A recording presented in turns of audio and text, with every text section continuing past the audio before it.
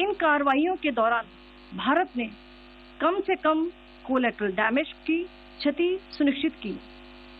चिंता का विषय यह रहा कि पाकिस्तान ने लाहौर से उड़ान भरने वाले नागरिक विमानों की आड़ लेकर अंतर्राष्ट्रीय हवाई मार्गों का दुरुपयोग किया ताकि वे अपनी गतिविधियां छिपा सके।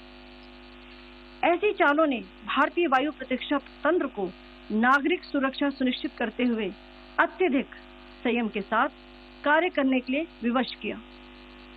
साथ ही साथ पाकिस्तान ने मिस इन्फॉर्मेशन का सहारा लेते हुए आदमपुर स्थित S-400 प्रणाली, सूरतगढ़ व सिरसा के हवाई अड्डों, नगरोटा के ब्रह्मोस बेस, देहरागिरी के तोपखाना पोजीशन तथा चंडीगढ़ के अग्रिम गोला बारूद डिपों को नष्ट करने के झूठे दावे सोशल मीडिया पर फैलाए। भारत इन फॉल्स नैरेटिव्स को पूर्णतः खारिज करता है। नियंत्रण रेखा पर पाकिस्तान ने ड्रोन घुसपैठ और भारी तोपखाना गोलाबारी के कई प्रयास किए।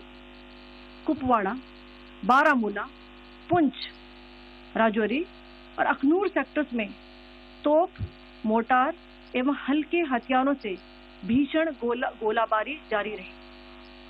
भारतीय सेना ने प्रभावी व तुलनात्मक प्रत्युत्तर देते हुए पाक सेना को काफी क्षति पहुंचाई।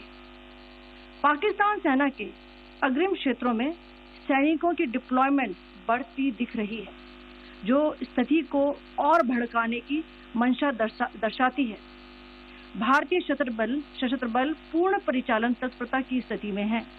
अभी तक सभी शत्रुतापूर्ण कार्रवाइयों का प्रभावी ढंग से सामना कर उपयुक्त जवाब दिया गया है।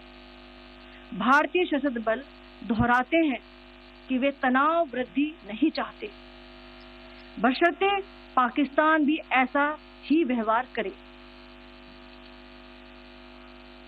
आखिर में आपको कुछ वीडियो दिखाना चाहती हूँ जहां पर इंडियन आर्मी के वेपन्स LOC पर पाक के एसेट्स को ध्वस्त करते नजर आ रहे हैं।